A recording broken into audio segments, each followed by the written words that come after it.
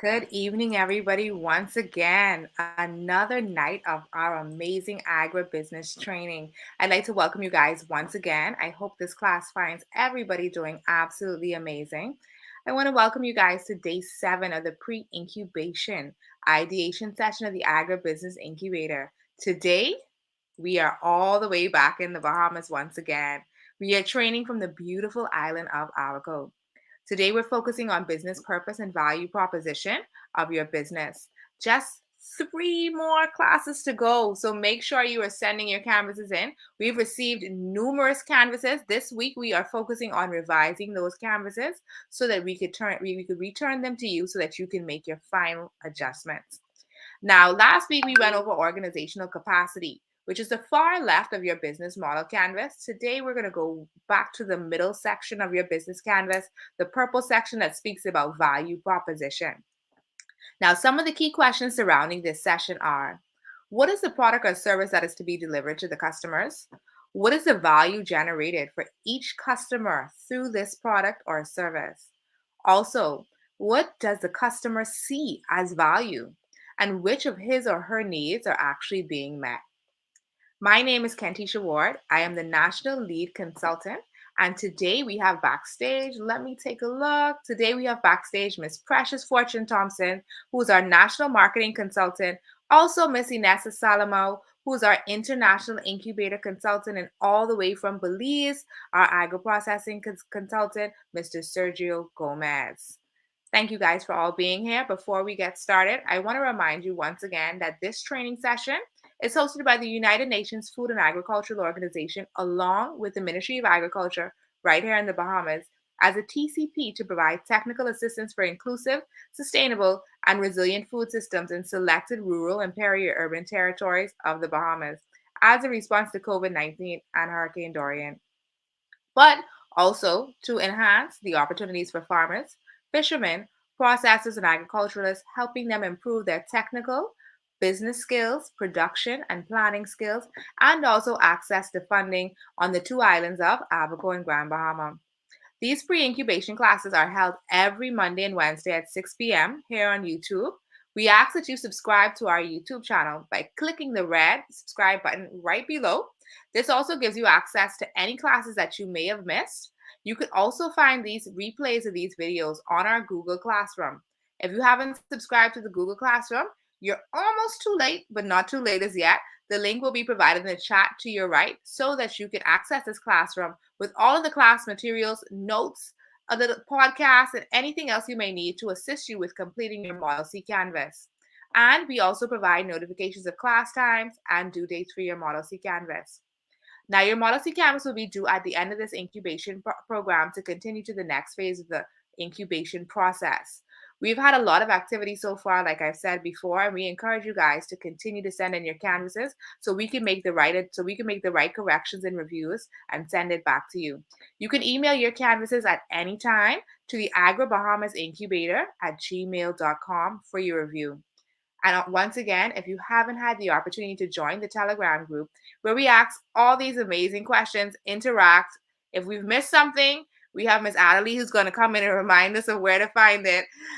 That link would also be provided in the chat as well. So before we continue on with the lesson, we have to break the ice. So I'm going to bring in our famous icebreaker, Miss Precious Thompson, who's going to come with our icebreaker.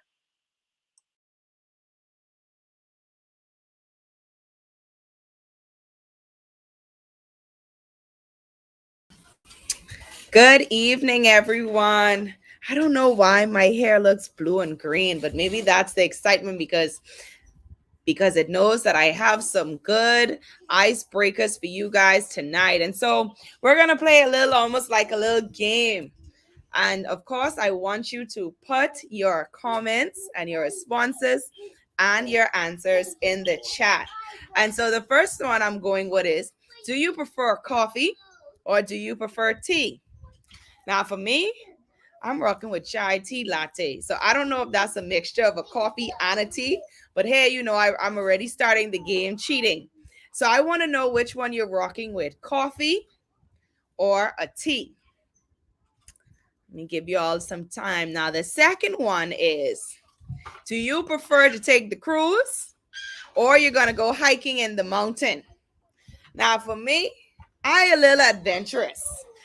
My head is spinning every once in a while, so I need to hike in the mountains. Okay, I don't need the. I mean, I love a cruise, man. You don't get me wrong. I love a good cruise. Sis love a Mediterranean cruise, but I'm gonna have to take that trip to go hiking in the mountains. So I want to know which one you are choosing. Are you going on the cruise, or are you going hiking in the mountain on a nice vacation? Now, let's see. For the ladies, are you choosing tennis or stilettos or heels? I won't lie.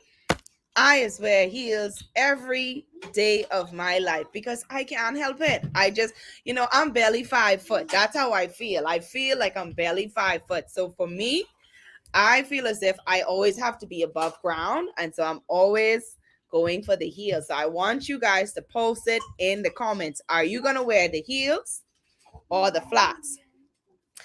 Are you going to, the next one is, are you a in person or out person? Meaning now you prefer to stay at home or do you prefer to go out? When you see 7:30 roll around, sis have to be in her bed and asleep. If I'm not out, that's it. So I'm choosing I'm an in person. I love to stay indoors. Now, which one you guys running rocking with? Let me see. I'm loving these. I see hiking because I can't swim. I see Judith say flats. Leona say home. Man, I just love you guys when you are participating in the chat. So the last one, are you gonna have a girls or boys night in, or you go into the club? You're gonna dress up and put on that little outfit to go to Bond. I choosing the girls night in because we can have jokes, we can have movies, Netflix, we can eat bad food, and of course we can have plenty, plenty, plenty alcohol. Let me see. You're gonna have a girls or boys night, or are you going to the club? I'm loving the interactions. I'm loving the comments. And so, as you know, as Kentisha is presenting tonight, all of the content will be in your Google Classroom. If you have any other questions, feel free to post them in the Telegram chat or directly in the comments. And keep remind a lot of the content that which will be shared to you is available to help you in becoming a success at the end of these classes. So I'm going to hand it back over to Kentisha, who will be presenting tonight. Precious, thank Take you it so much. away, Kentisha. Thank you so much. I think I'll be going with the stilettos and definitely the mountainous adventure because, on cruises we see so much beaches here in the Bahamas. So I want to see some mountains, snows, and dares and trees and everything else. And I definitely have to do the night in because after working so hard, I don't know if I can handle looking up Precious. I'm getting up in age now. But thanks so much for that nice icebreaker. It always gets us thinking and always gets us started. So welcome everybody once again. Today we're gonna have an exciting session on business purpose and value proposition.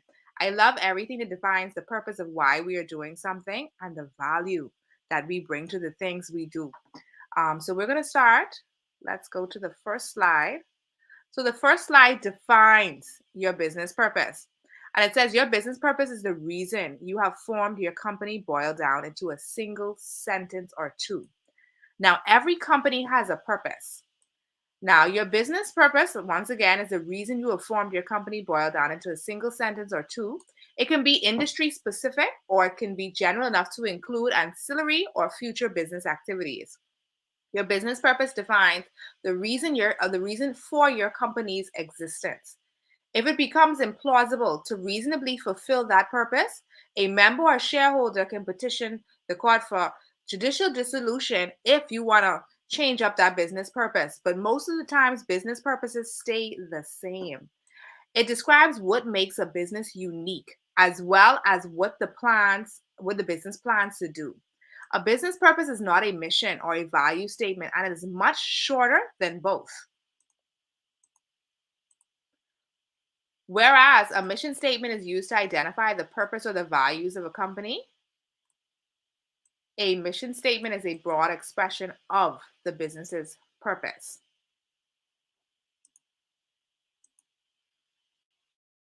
So here we go to our first video on how do you define your business purpose.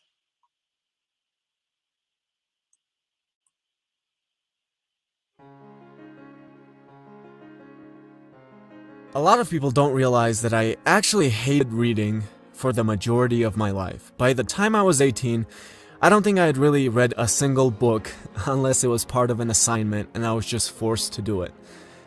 But ever since I went to first grade, my teachers constantly tried to inspire me to read, and it never worked. It just made me hate it even more. And then finally, when I was about 18 or so, I started to find mentors, most of them online, and they were able to inspire me to read almost instantly. And now I can't even imagine a life where I don't read. So, what was the difference between my teachers, who tried to inspire me to read for 12 years and failed constantly, and my mentors who were able to do it in basically no time? Well, here it is in the context of the golden circle. My teacher started with the what. You have to read this classic. This is a great book. You have to. Then they sometimes went to the how and said, this is how you read it. But that was it. There was no why. The funny thing is, if I'd asked, why should I read it? They would probably get angry and start yelling. How could you ask a stupid question like that? What do you mean, why should you read a classic?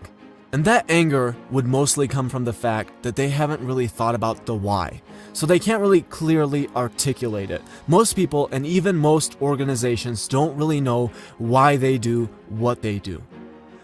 But how are my mentors different from my teachers at school? They had successful relationships, they had success in their businesses, and they said, look, do you want your girlfriend to be attracted to you? Do you want to build a successful business? Do you want to create powerful relationships instead of always getting your emails ignored just like everyone else? And I was like, yeah, that's exactly what I want. And they were like, okay, good, then pick up a book. Oh, and by the way, How to Win Friends and Influence People is a great book. So is The Way of the Superior Man. And I picked up both of those books and read them, and now reading is an inseparable part of my life.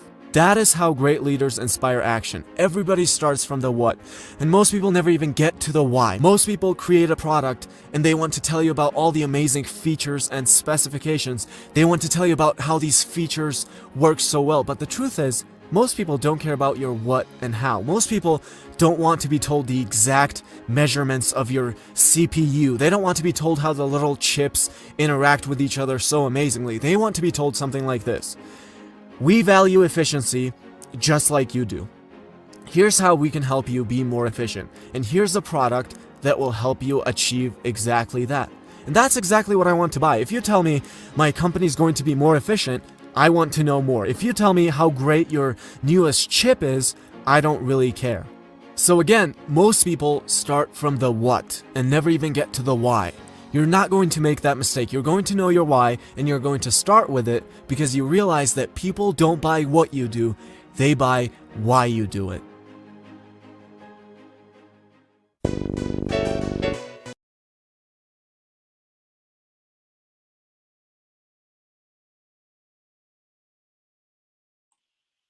Okay, so that was a very good video by Simon Sinek. That came from one of his TEDx talks. And it basically defines business purpose as your why. Why do you do your, or why do you have your business? Okay, so we'll go back to the previous slide. And it says the difference between the business purpose and also the mission statement or value statement. When we're talking about creating business plans and creating businesses, we always hear about mission statement, value statement. Here are a few ways how they're different. So your mission is more what you do. Your strategy is how you plan to achieve your short-term goals. And your values will guide the way that that strategy and mission are also executed. Ultimately, a shared purpose could create strategic clarity. It allows you to focus on what really matters. And in the process, boost productivity, performance, loyalty, and also the bottom line. And like I say, the business purpose very rarely changes. So if you sit there right now, you think of the businesses that you guys have already started or the business ideas that you are already culminating for your Model C canvas. What do you think your business purpose is? I'll give you guys a few seconds to answer it. What do you think your business purpose is?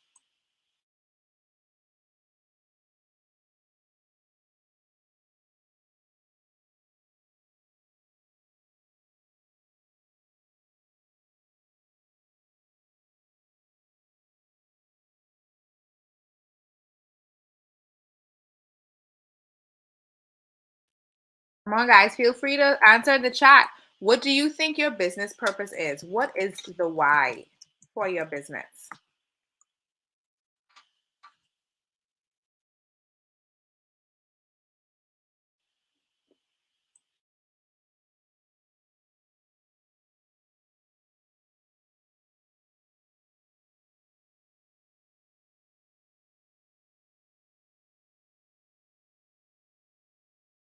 Maybe this business purpose may be to provide healthy food, to create a nutritional diet for persons who go to school or who are in the school system. There you go. The Kindred Soul said to introduce persons to a healthier lifestyle.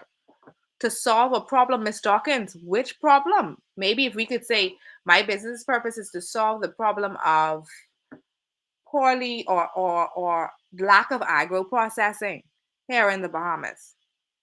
Because I know a few businesses that are targeting things such as that.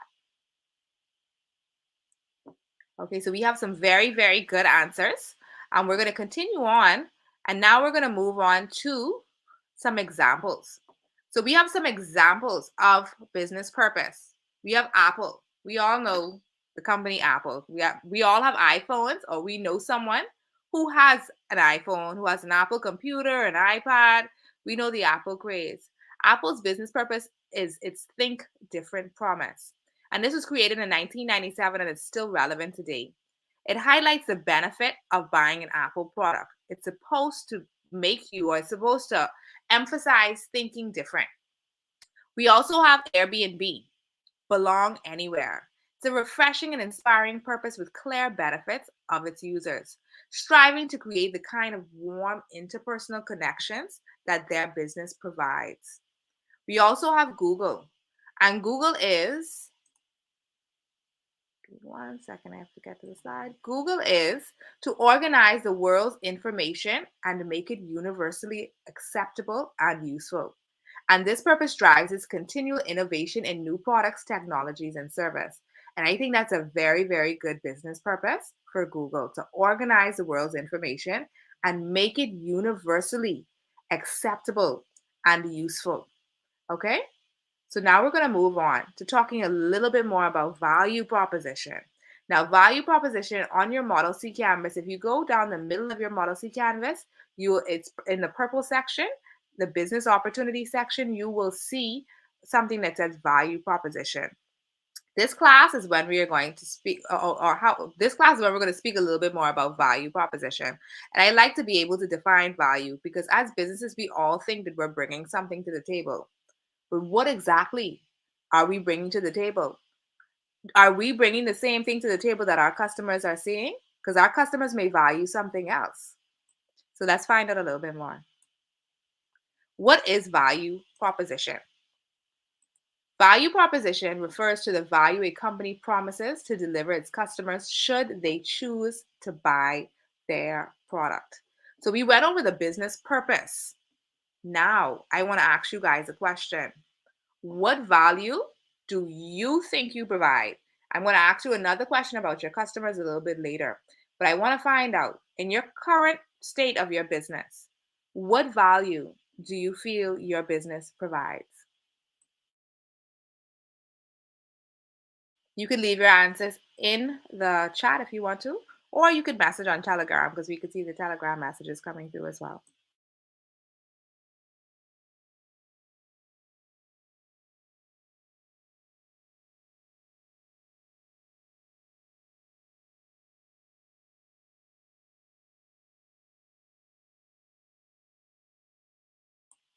I feel I can hear all the fingers typing away. Now, each business may provide the same product or same service, but may also provide different value. So I'm interested to see what the values that you guys think that you provide.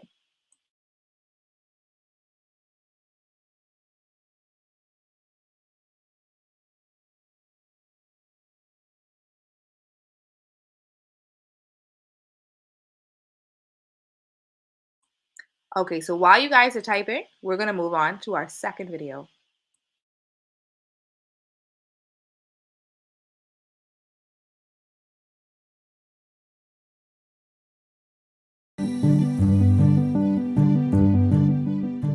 What is a value proposition?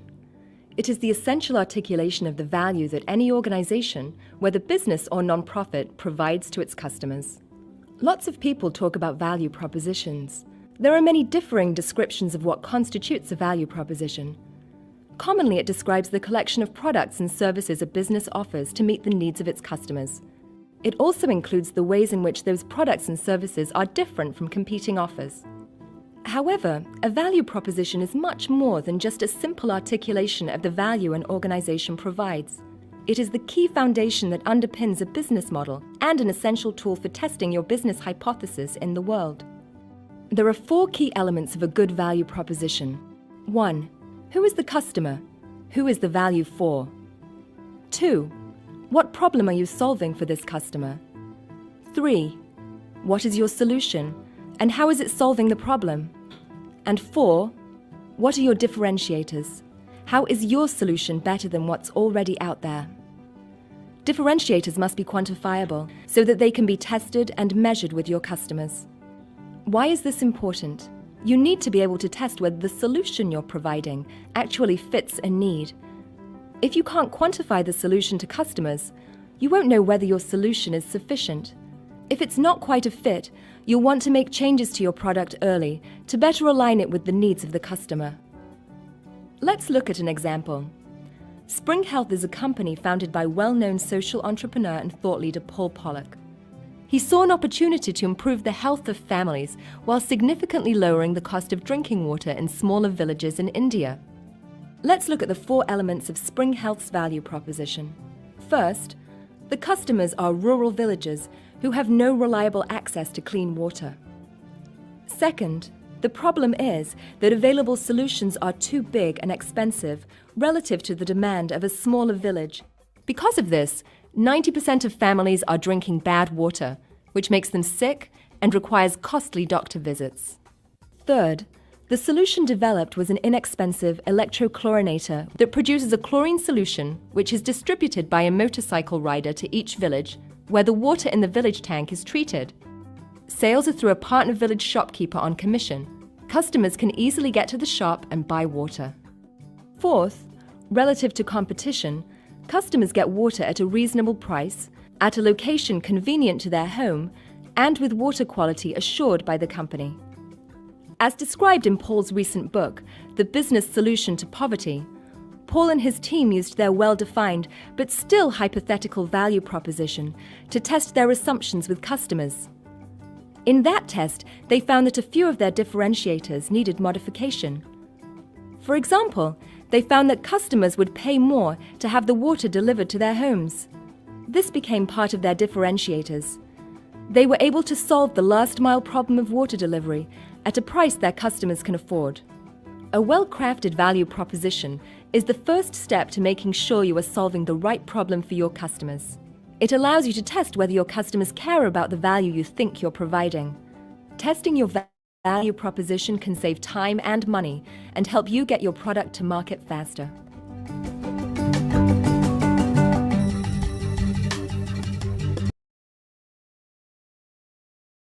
Okay, so very, very interesting video about value proposition. We also had a few answers that came in through the chat during that time. So some of the value propositions that we had Kindred Soul who said fresh, quality, organic produce. That's the value that her business provides. Also, or the value proposition that she sees her business providing. Also, we have Clement who said to provide a product that is far better than any other on the market. I like that.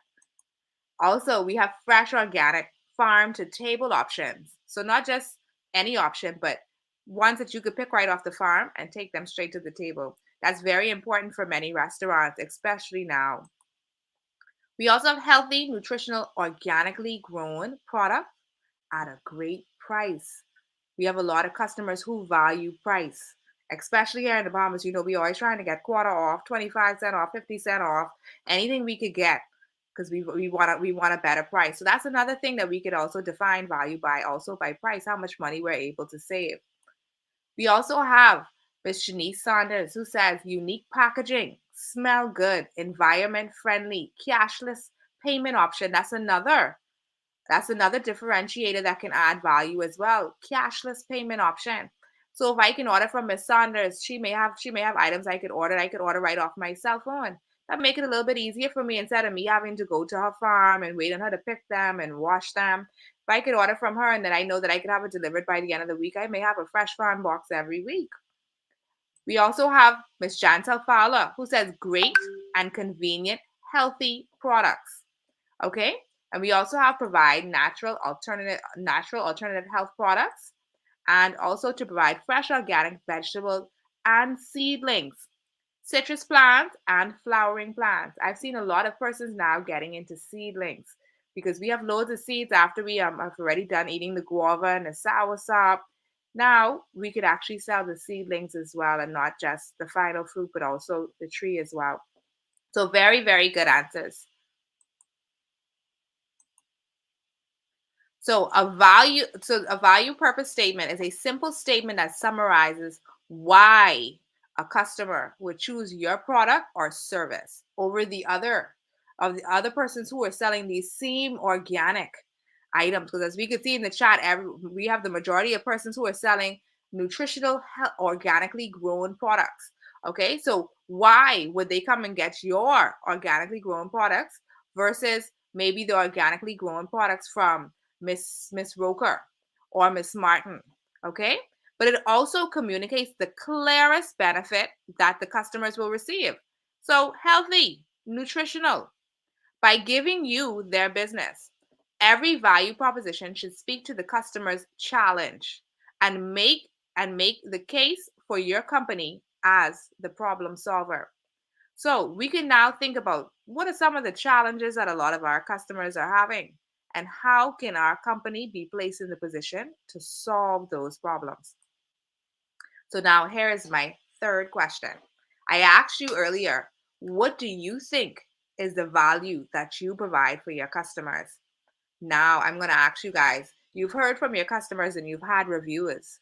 What is the value that your customers say that you provide for them? Because our customers say different things than we say. For example, if you guys heard about Grow, the food lab, the owners of Grow the Food Lab, they feel as if they're providing food processing abilities to their customers that may provide value, which is a differentiator here in this country, but which was more valuable to many of their clients is that they also have a testing bay, a food testing bay, where persons who are already in the processing industry can now come and have their food tested so that they could also export their products as well. So that's another differentiator of value. So tell me, what do your customers say that they find value in your product or your business or service? Feel free to type your answers in the chat.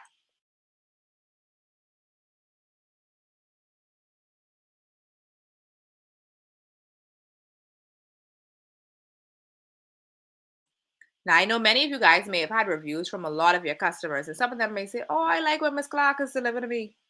Or, "I like when Miss Roll has called me and asked me how I'm doing. And she sends me emails to let me know when she has new prices."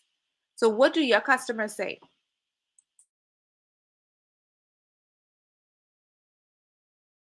Yes, my customers always comment on the freshness and taste of my products.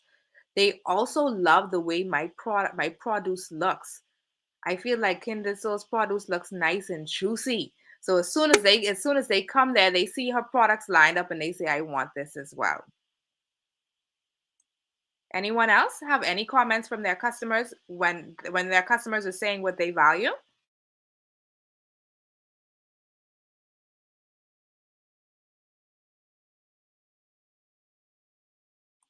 Okay, so that's a good tip going forward. Ask your customers, what do you really like about my product or service, or what do you value about me?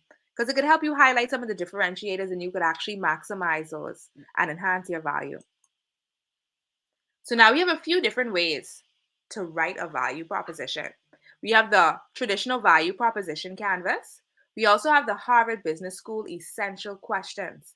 And then we also have the Steve Blank formula. So we're going to go over those 3 different ways to write a value proposition. Okay? And so the most famous one we have here is the value proposition canvas. This is the one that you guys will find on Google. You'll find this almost everywhere once you type in value proposition. I'm going to explain it to you a little bit more so that you can understand exactly how to fill it out. This value proposition canvas was actually created by a man named Peter Thompson. And this explores different components of a company that contribute to a strong value proposition. Now, Thompson's value proposition was a crunch point between business strategy and brand strategy. So he created a model that synced business strategy and brand strategy all together. Now, I'm sure Precious explained to us last week exactly what a brand is. So we have a business strategy to make money, and we also have a brand strategy to remain to our purpose and our value and our business value as well. Okay. So on this canvas, there are 7 areas to explore, each of which takes up a section of this map. While writing out the benefits of your product, imagine how it increases pleasure or decreases pain for the person using it. So, like Kindred Soul says, it increases pleasure by the taste. Her taste is so fresh, okay? And it also approaches the features and the experiences that way too. How do the features make the customer's life a little bit better? How do your products or services make the customer's life better? Take some time and think about it. Think about the different things your product or services offer that can make the customer's life better. We talked about being healthy, having healthy items, nutritional, organic, all of those different things. Now, how does the product experience actually make the customer feel? This is closer to branding as well. Does your food or do the things that you grow make your customer feel better when they eat it instead of having to eat the imported products, or maybe eating from livestock that weren't slaughtered in a happy manner, so it may taste a little different. You feel it tastes tough because they didn't do it in the right manners. Okay, so we also have next, you're going to dive into the customer's wants. What are the emotional drivers for this customer? What does the customer want? What does the customer need? And these are rational motivators. And also, what does the customer fear? And these are the undesired outcomes. What do you not want to happen? And what does the customer not want to happen? Remember that even when customers are making purchases or investments on behalf of their business or another business, so for example, even if you're dealing with the procurement department of the National School Feeding Program and you have to sell to that department and not to a person, those persons who are in that department are still buying based on their emotions. So you want to find out exactly what are the pain points and what are the pleasure points and what makes your customer feel good, whether your customer is an individual or a business. Also, you want to try to understand whether a product or service affects a buyer's perceived likelihood of failure, their anxiety, or their reputation. Does your product affect how your customer is seen in the long run? So you also want to be able to evaluate that. The second way to look at creating a value proposition statement is the Harvard Business School's essential questions. And the reason for this is to create an integrated, cohesive value proposition. You want to start by brainstorming as a group around these 3 questions. Now, while the value chain focuses internally on operations, the value proposition is the element strategy that looks outwards towards customers at the demand side of the business. We spoke about the value chain, I think it was in the 3rd class where we talked about the value chain. That focuses internally inside of your business. But we have the value proposition, which is the element of strategy that looks outwards at customers and also at the demand side of the business. This strategy is fundamentally integrative, bringing the demand and the supply sides closer together. So depending on your product and service, it may make sense for you to start with the first or second question in the list. Together, all three create a triangle that leads you closer to a succinct value proposition. As you move through the exercise, consider which question is going to be the most important question that you want to start with. From these three questions, we actually have another model that has a few more questions that could help you get to your final proposition. So we have the customers. Who are the customers? Who are the end users? And what are the channels that we can use to actually get in contact or get our product to that customer? What do those customers need? Which products do they need? Which features do those products need to have? And also, which services do those customers need? For many of us, we've been in the agricultural industry for a long time. We've been farming for a long time. We may have been processing for a long time. We know what our customers are asking for and we know what they need. We also know what all of our other farmers are also selling. So now it's time to focus on what the customer is asking for instead of focusing on what everybody else is selling. What is the demand for? Okay, so for example, what is the greatest value that you can offer?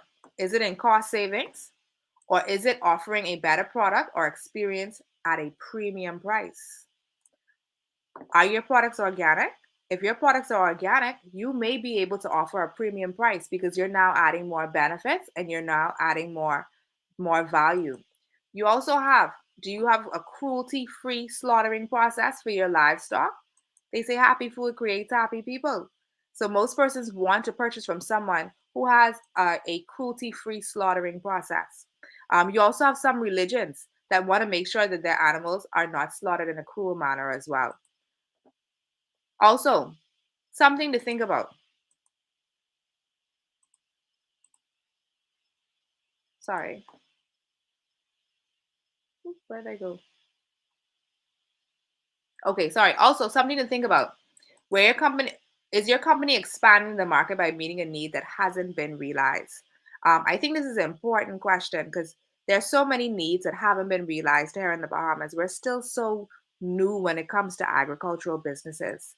So, do you see a need that hasn't been realized by other agriculturists, other farmers, other processors? Are you beekeeping? Are you doing moringa honey or are you doing regular honey? Because there may be a need for moringa honey. So there are a few different things you could look at. Now, the great example of being able to realize a need before anybody else was Apple. Steve Jobs. Steve Jobs' greatest statement was to be able to figure out what their customers need before they even knew that they needed it. And that's a great way to be able to propose value and provide value.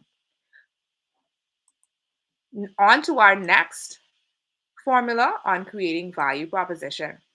Now, this is called the Steve Blank method. I like it because you just fill in the blanks. It's very, very easy. And it helps you focus on exactly what you need to provide. Because a lot of persons, when they think of value proposition, they start to think about the features of their product, but not exactly the benefits that they provide. Okay, so my vegetables may be fresh. That's a feature. But what benefit do fresh vegetables provide? Also, you want to be able to transform more details into a succinct value proposition by being able to think about these benefits instead of the features. So, Steve Blank also saw the need for a simple formula to transform a brainstorm into a simple sentence. And this was the formula. So, for all of you, let's give it a try. If you can, in the chat box, let's see if we could do a rough draft of a value proposition by using the Steve Blank formula. And it goes, we help blank do blank by doing blank. I'll give you guys a few minutes to put some of your draft value statements in the comment box.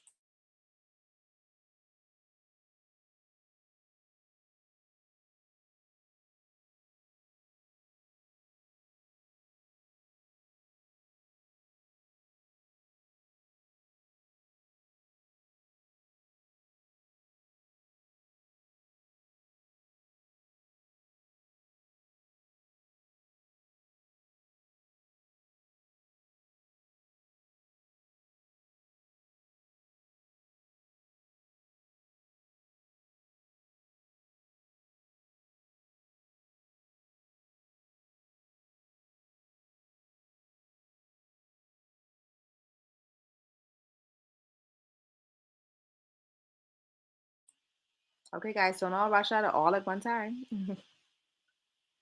So we could give it a shot. So we help our customers do blank by doing blank. So we help our customers live healthier lives by providing fresh, organic vegetables. That's one of them. Now you guys can't take my answer now. Y'all were supposed to go before me. So let me see. I'll wait a while for you guys.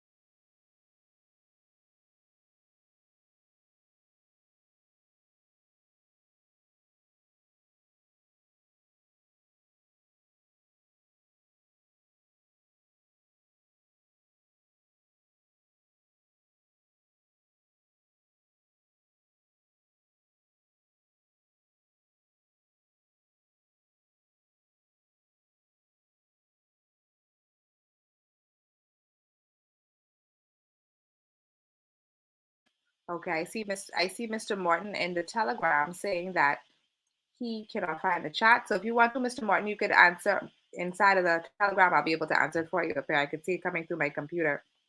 Okay, so we help the health conscious individual enhance their meals by providing quality organic produce. I love the sound of that. So well formatted. We help our customers grow their own food by providing seedlings. Good stuff. We help our customers eat better and spend less by providing organic chicken and also veggies. We help customers do better by providing an A plus product. Now, Miss Aubrey, what's an A plus product? Is that grade A vegetables? What would be an A plus product? Also, we have Miss Dawkins. We help customers grow edible gardens by growing fruit trees from seeds. Yes, I love the seedlings idea because it's just the seedlings is only the beginning, right? Then we help farmers with organic natural fertilizers to enhance their crops to be the best produce marketable. That's a very important value because we have a lot of persons who may be selling organic goods. Now they are also going to need organic natural fertilizers to make sure that their products remain organic. Because a lot of times we have here in the Bahamas where we may grow in our backyard and say, hey, it's organic, but there are other things that actually have to qualify our products as being organic. What is it grown in? Where is it growing? Do those bees have access to other trees that may also pollinate your tree and make it non-organic anymore? So those are a lot of questions that we can ask as well. So very good, guys. Thank you so much for your participation. So once again, I want to bring us back here to the Steve Jobs theory. Is your company expanding the market by meeting a need that hasn't been realized? Okay, so think about it. Think about your company and think about what else or what can you do differently that has not been realized yet. We currently have a lot of persons here in the Bahamas traveling to Dubai. We have the Ministry of Agriculture right now traveling to Dubai so that they could actually see the different agricultural practices that are being practiced in Dubai or in Israel as well. So nowadays we have farming that doesn't even touch the soil. How can we be able to change the way or change the need that hasn't been or how could we affect the need that hasn't been realized yet? We know that in Grand Bahama hydroponic setups were given out. We know that they also have agriculture that hasn't touched the ground, but how can we scale it up? So thank you so much, you guys, for all of your answers. We also have Angelo Hamilton who says we help clients by educating them on the do's and don'ts of farming. So I've seen so many different levels of the value chain realized just in these comments, just for this one class. I'm so excited to see your model canvases because I know that we have so many businesses that will be able to create impact. So last but not least, before we head out, the value proposition has a few guiding questions. And these guiding questions that are going to help you create this value proposition along with the material provided in this PowerPoint are: what is the product or service that you're delivering to customers? Also, what is the value generated for customers through this product or service? What does the customer see as value? And which of his or her needs are met? If you're able to answer these questions and also work on the question or work on the material that we have within this PowerPoint, you should be able to have a value proposition that you could place in your Model C canvas that you could build upon for your business plan as well. So this will bring us to the end of my PowerPoint presentation for today, but I'd like to thank you guys for your interaction. Had so much fun with you guys and learning about what everybody does. I want to remind you guys to send in your Model C canvases to Agri Bahamas Incubator at gmail.com so that we could be able to go over them, revise them, and send them back to you so that you can make your adjustments. And once again, we have 3 more classes left. So if you haven't had a chance to access the Google Classroom, the link is placed on the screen. Feel free to head on down to the Google Classroom where we have all of our information about the entire Model C Canvas. We also have the replay of these videos inside of the Google Classroom as well that you could go back and you can play back as well. If you want, the attendance link will be shared inside of the chat. If you scroll up, you'll see that it has already been shared, but we will reshare it for you as well. We want to make sure that you fill out the attendance so that we can know that you're present as well. And also join the Telegram group. So for persons who haven't joined us yet, and if you could hear my voice on YouTube, that means you're far behind on the Telegram because we have a lot of exciting information going on in the Telegram group. So you just want to join the Telegram group. That link will also be placed on the screen for you as well. And if you have any questions, feel free to reach out to us via Telegram. Thank you so much. Once again, my name is Kentisha Ward. I'm your National Lead Consultant here in the Bahamas for the Agribusiness Incubator.